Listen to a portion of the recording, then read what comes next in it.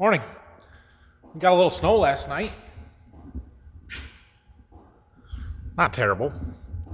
Apparently we were worried about it though, because somebody decided to bring the backhoe in the shop. Pushed my tractor over a little bit. No big deal.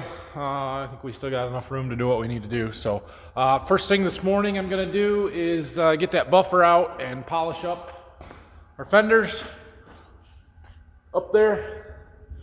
And then we'll get to waxing here probably later this morning. I doubt it'll be this afternoon before I get to it. But yeah.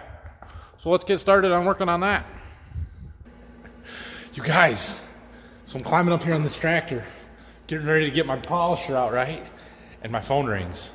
And it's from Jamaica. So I answered it because what the heck, right? Well, did you know that I won the Publishers Clearinghouse contest that I didn't even enter? Guy asked me if I remembered entering it. I said no, and he hung up on me. So, oh well, what are you gonna do? I thought I was gonna get my $500,000 a week for the rest of my life or whatever they give away, but dang, guess I'll have to keep farming. Anyway, time to polish. I'm gonna get a good before shot here. The lights are deceiving because they do shine off of it. But you can see it's just kind of dull. We've got some scratches here. We'll see if we can clean those up a little bit. I've got my Meguiar's polish buffing compound stuff here. So I'm gonna maybe squirt a little bit of that out. And then we'll get my buffer and try not to spray it everywhere. Like that. Turn our speed down. And away we go. Well, what do you think? Not done? Done. Did we shine it up a little bit with polish? I think so. I didn't quite get all of these scratches out, but they are a little better. Good enough for what I'm trying to do here, I guess. I'm actually going to wax this one now. I'm going to finish this one before I touch this one, just so we can get a good before and after shot. Make sure what I'm doing is worth my time, right? Yeah. All right, I'm still using up my turtle wax here. So this is what we're going to put on this tractor.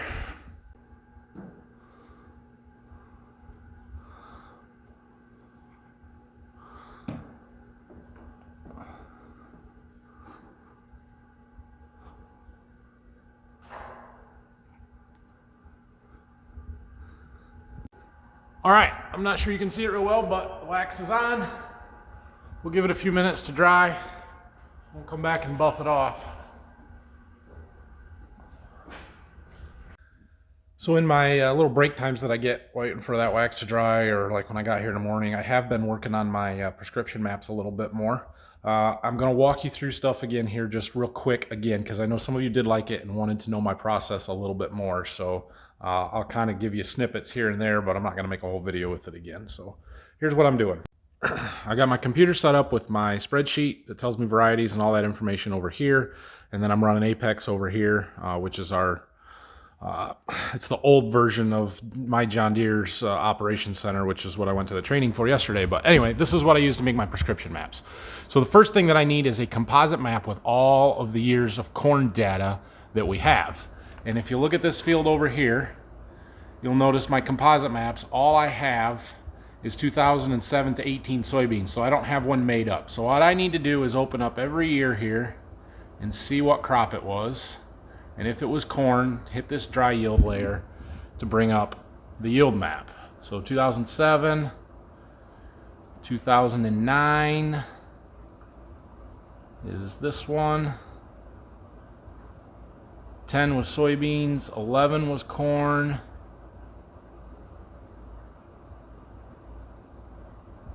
The scale on these are all different. That's why they change color so drastically.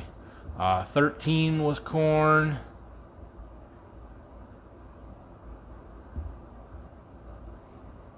15 was wheat, so 2016 was corn.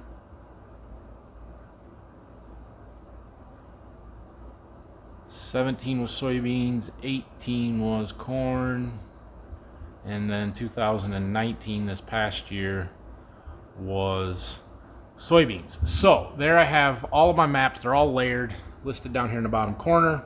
We hit this button right here to generate a composite. We're going to do it with an averages. Hit OK. We're going to name it 2007 through 2019 corn, even though there was only corn through 2018, but that way when I go back I'll know that at least 2019's season was included. Hit save. This part takes a minute where it builds this map, and then we'll pick up once it comes back. But actually, while I'm waiting for this, our wax is probably dry, so we're gonna go back and work on that now. Okay, it is hazed over and it looks dry, so we're gonna start wiping it off.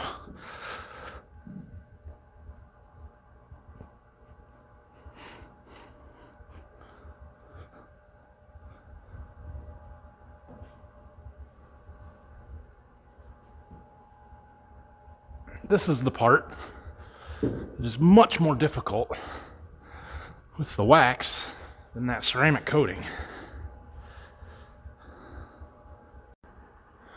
All right, well, there's the finished product.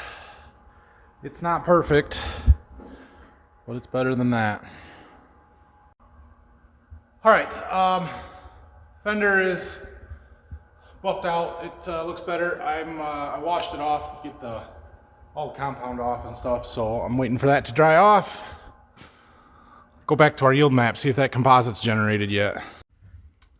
Okay, so there is our composite map. Now, one thing to note, there's a lot of blue on this map. It is not in the scale that I use with the same breakdowns as my prescriptions. Remember from this sheet over here where I've got my different yield zones.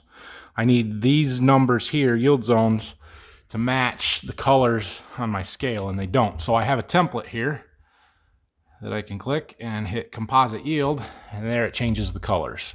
So this blue area is stuff that has averaged over 210 bushels per acre on all the years of corn harvest data that we have combined. And let's see, there was 1, 2, 3, 4, 5, 6 years of corn data there. So them blue areas are very good. The green areas are still over 180 average. They are also very good. This is one of our best fields. So now that we've got this, we come down here and hit create a prescription. We're going to use a contour map, which basically means that it uses these zones. If I wanted to manually draw shapes in there, I could do that. I do not want to do that. So we're going to hit next. And then it's going to ask me for a bunch of information. Crop plan or plan name is going to be 2020 corn pop. It is a seed by seeding count. When I do starter, I'm doing a product mix by volume. And when I do anhydrous, I'm doing a fertilizer by weight. But for this one, we're doing seed by seed count, 2020. Product is corn. This field is getting, come back over here, 08M20 is my hybrid. So we'll select that from the list right there. Units, seeds per acre. If we were doing our fertilizer one, that could be pounds per acre for anhydrous. It could be gallons per acre for starter, or it could be ounces or quarts per acre if that's what we were doing. We were in gallons though. So, but for this, it's seeds per acre. Loss of GPS rate, just in case something goes wrong, I'm going to put it 32,000. Same thing for out of the field. And then we hit next.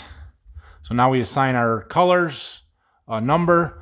That's where I go back to this sheet. I find 08M20. My lowest zone, I want 30,200. So we type that in there, 30,200. The next one is 32,400. And then 34,000, 35,200. Oh, not 352,000. 35,200 and 36,200. So this one gets a little bit higher population than some of the last ones I was working on. I was working with this 05K08, and you can see it starts lower. And so that's why I try and assign hybrids and stuff to this, because it does matter. what hybrids get planted at what population and what fields. And this is the best way I found to do it. So anyway, we click save and it will save that. Okay, so after it saves, I come down here to the bottom, hit the summary button, and it tells me the summary of basically all the information that I put in there. Average seeds per acre is going to be 35,280. Tells me the area, how many bags that I'm going to need to plant the field, all that good stuff. But I'm going to take this 35,280 number, come back over here, and enter it into this cell, 35,280. And then it updates how many units I need that matches that 20.1. So the 18 that I had there is not quite going to be enough. I'll have to tweak my hybrid assignments a little bit.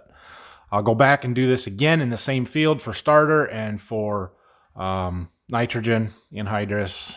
So basically I'm making 3 maps for every field. It's a tedious, long process, but that's the way that I have to do it right now.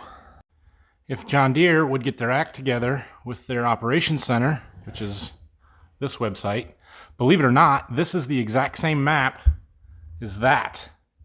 The only difference is the scale here, which I cannot edit. Why can't I edit it? That's ridiculous. Be able to put my own numbers in here instead of this stupid, 188.11 bushels. Why is that the cutoff? That's dumb. Also, their prescription maker that they have through my John Deere does not allow me to use this map. I can use any single year's yield map. For example, this one, if it ever comes up, which this map was from 2017, 18, I think, 18, the last year that we had corn there, but I don't want to make a yield map or a prescription map off of 1 year's data ever. So that's no good for me. Anyway, that's my complaint to John Deere, and they know about it. They hear they're working on it. Whether we see a fix or not, I don't know. All right, it is time for the wax coat on this. And I think I'm also going to wax these kind of side corner panels on the cab, because those do not need buffed out, so I can just wax them. Okay, we've got the wax on. We're going to give that a few minutes to dry off. And while we're waiting for that to dry, I'm going to take the parts laying over here on the floor, and there's a few on the other side, the stuff that we took off the tractor, and get those cleaned up. We'll use a power washer, get all the dirt off of them. We'll take them over there in front of the tractor, so we got a good spot to work from. That'll work. Oh, by the way, somebody asked me a while ago, I saw this backhoe in here, if we were going to bring that through the shop and service it and stuff. The answer to that is no. It does get done regularly. However, it's a pretty sporadic use machine, and we kind of use it some all year round, sometimes more than others, but my dad puts 90% of the hours on that, so he pretty well takes care of the maintenance for it. He greases it and changes oil when it needs it, and so I kind of leave that one up to him. Not on my job list, I guess. All right, I guess this wax is dry. I'm going to go ahead and wipe it off. Okay, it's lunchtime. I'm hungry, so I'm going to go find some food. Okay, I am back from lunch. I decided before I get to waxing on the hood here, I want to get this fan drive taken care of so I can get the shields back on here and get this all closed up before we clean it up too far, and then I can do all those shields with it. So if you'll remember from our 84 or 8335, this one is identical. We've got to get this plug out right here, and then there's a plug kind of in the front there that I already took out. We got to put a grease zerk in there and then put our corn head grease in it and put the plugs back in basically, and then we got to do the same thing on the hub of the driven side for the fan. I'm pretty sure. I guess I didn't feel in there. Just make sure there's a, yeah, there's a plug there that we got to take out and put that grease zerk in, and so I'll go ahead and get that done. All right, I got this outer one greased, plugs put back in.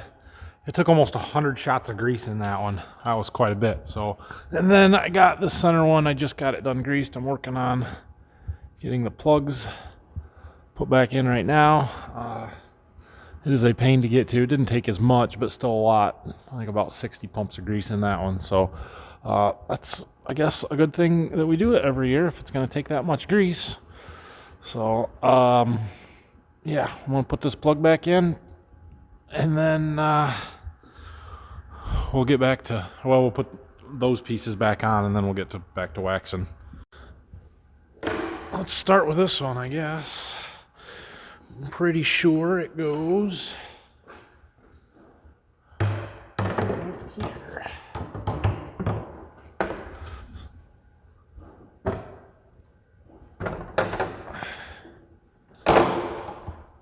Two hands, man. Can't even use two hands.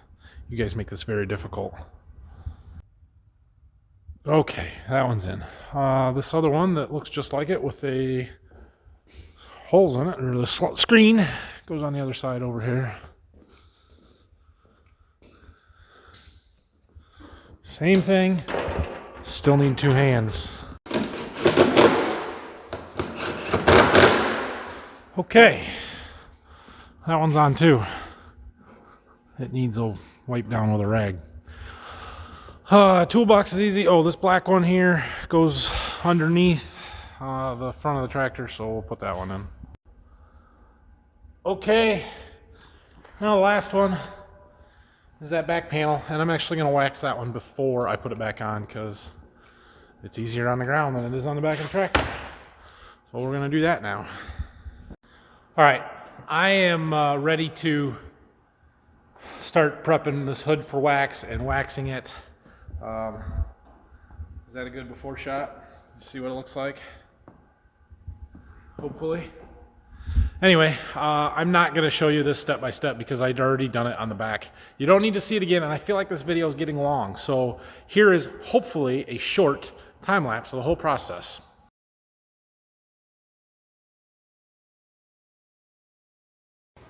Okay, well, there it is. That wax certainly is a lot harder to get off and to apply, really, than the ceramic coating. For the most part, it shined up decent. I'm not terribly disappointed with it, but it's not as good as the ceramic coating. I didn't get the paint buffed out quite as good on this tractor either. But, you know, it is what it is. They are still tractors. I know I spend a lot of time on them trying to make them look good and stuff, but it's not a 69 Camaro. It's a John Deere tractor that's going to get seen mud and dirt and dust and all kinds of other stuff here in a couple of months. So we don't have to have them perfect. Just like to try and keep them in decent shape, you know. So I also, while I was waiting, cleaned out the windows on the inside and finished the inside of the cab out. Oh, one other thing I wanted to mention. I don't know if you noticed it in the first part of that time-lapse video or not, but when I started the buffing compound, it got really wet really fast. That's because I washed that wool pad out from what we did on the back. I forgot to spin it first to get all the extra water out of it, so that's why that happened. And also that rubbing compound that I used was different than the stuff I used on the back fenders and the other tractors because I ran out of that stuff, and I'm using up some old stuff that I've had for the last 4 or 5 years at least. So it wasn't the greatest. If I do another tractor or anything else, which will probably be next year, I'll have to get some different stuff or get some new stuff, I guess. But anyway, it's done. It's not bad. So I'm going to finish washing windows on the outside, spray some tire foam around on some of the plastic stuff, put the toolbox back on, and we're going to call this tractor done. Well, guys, here it is. Finished product. Except for the GoPro camera that's still mounted on the top of the cab, but doesn't look too bad if I say so myself. I'm pretty happy with it. Anyway, tomorrow I promise we will get this out of here, do something a little bit more, well, different at least. I don't know, well, yeah, I don't know what tomorrow's gonna bring. I'm gonna let this sit here overnight and we'll see what we got going on. Next week we'll start a new project, maybe a planter, maybe something different. I don't know. We'll see what happens. But I'm going to put together one of these creepers right now and go give it to one of my seed customers for the rest of the day. So you guys have a good night, and I will talk to you later. Questions, comments, hit like and subscribe buttons, and we'll see you tomorrow most likely.